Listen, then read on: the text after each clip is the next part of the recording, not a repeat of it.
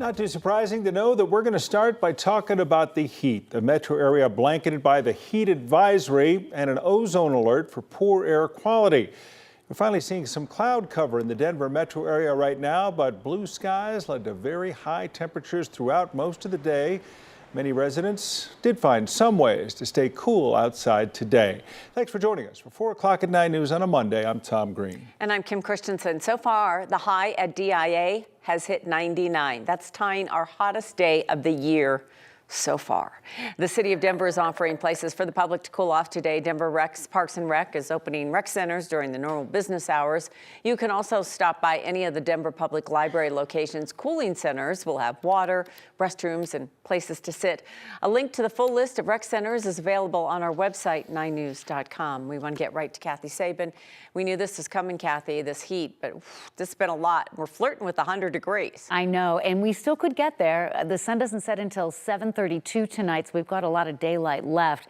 Thankfully, the wind isn't a big player today, but this heat wave is going to continue for another day, maybe two, before we see relief. We did see some clouds come in underneath that ridge of high pressure, but those clouds are producing gusty thunderstorms with wind and lightning and not the rain we need. As Kim, you mentioned, 99 degrees in Denver today. We saw 99 back on the 17th of June. So these are the warmest temperatures that we've seen so far for the season. And when we get to that 100, that will be the warmest day of the season. And some areas are seeing that today. Lamar and Pueblo in the triple digits this afternoon, mid-90s this hour from Denver to Greeley up into Fort Collins. Heat advisories covering much of the northern, the eastern, the central plains, and also portions of Colorado, including the Denver metro area. So remember, pets, kids, and the elderly people, you need to check on them and just make sure that you're careful because the heat can be deadly.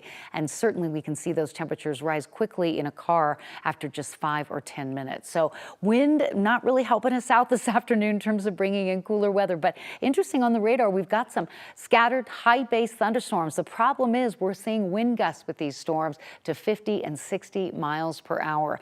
Not a lot happening in the metro area. Not to say you won't see a sprinkle or two on the windshield. All the heavy thunderstorms are north and east of us for now, and that should be the case throughout the evening. When are we going to get a break? Coming up in Maine weather, we'll let you know when temperatures will come down out of the 90s into the 80s, and we might see some rain. We'll have that in the extended forecast. Okay, thanks, Kathy. With extreme heat comes a high risk for fire potential. Yeah, we just turned into summer, of course, but already communities across Colorado have been seeing wildfires start and from there take off. Well, 9 News reporter Janelle Finch is in Lakewood. And Janelle, you've had a chance to talk with some of the firefighters about how people can make sure that they don't start any of those fires. Tom and Kim, firefighters say in weather like this, it only takes a small spark to start a big damage. A hot and dry day can quickly turn into a devastating one. Firefighters know this best. The drier the fuels, the higher the winds, the lower the humidities contributes to fire spread. Captain Tyler Sugaski with West Metro Fire says human-caused fires tend to uptick this time of year. And that is due to more recreation happening outside. That's due to fireworks. It's due to people going on vacation and maybe not being aware of local regulations, whether it's fire restrictions or bans on certain types of things like fireworks. He says firefighters will go where needed, but multiple unnatural fire starts can impact resources. You have drier fuels because we've been getting less moisture and it's been hot, and that already starts to strain the system, leading for that potential to something grow quickly. Just this weekend, a wildfire started at the Rocky Mountain Arsenal. A senseless act is believed to be the cause of the flames. It was a day where there wasn't supposed to be any fire weather. We didn't have any active thunderstorms in the area, but yet we still needed to go through that investigation to determine what it was. And the probable cause was a cigarette that might have been thrown out of a window. The fire burned only 8 to 10 acres, but it's proof flames only need a little to potentially cause a lot of harm. If it looks dry, it is dry, which means it can probably spread fire. And then try to eliminate your activities around those fuels or those fuels away from your activities. And earlier this month, fire investigators determined an abandoned campfire actually started a wildfire near Twins Lake, and that fire grew up to 700 acres. Live in Lakewood, Janelle Finch, 9 News. Yeah, it's something everyone has to be very careful about right now. Thanks, Janelle. While we talk about fire, we are following breaking news out of Pueblo County. A fire has started near the town of Beulah, about 25 miles southwest of Pueblo. The Pueblo County Sheriff's Office is calling this the Oak Ridge Fire. So far, it's burned at least 170 acres, and that's led to some evacuation orders for people living nearby. Officials say people living along Middle Creek Canyon Road, just outside Oak Ridge, need to leave now. Again, we're looking at a live plume from the Oak Ridge fire. It's pretty significant right now. You can see how visible it is. This is the time of day when often they burn the most because it's the heat of the day. No injuries have been reported. We're going to continue to follow this story, though, release more information as we hear more from the Pueblo County Sheriff's Office. And as we talk about that, there's new research saying that both the frequency and the intensity of extreme wildfires has risen exponentially just in the last 2 decades. Researchers looked at 20 years of data collected by 2 NASA satellites between January 2003 and November of 2023 in the western U.S. and Canada, where the number of extreme fire events increased from 6 to 67 over that 20-year span. Of course, last year was also the hottest on record. The study's lead author says the findings are consistent with the effects of climate change as forests become hotter and drier. Prosecutors have tried to recover tens of thousands of dollars from the first responders convicted of killing Elijah McClain. The money would repay the state for the costs of taking them to trial, much of it for expert witnesses. The 2019 incident started with a report that McClain was wearing a mask and acting sketchy. He wasn't armed. He wasn't breaking the law. Police subdued him anyway, and paramedics gave him a powerful sedative. Juries convicted now former Aurora police officer Randy Rodema and now former paramedic Peter Kuchuniak and Jeremy Cooper. Our 9 News Investigates team has obtained court documents showing the Colorado Attorney General's office wanted the 3 to pay a total of $120,000. A judge has just ruled Rodema owes $25,000, significantly less than the state's request of $67,000.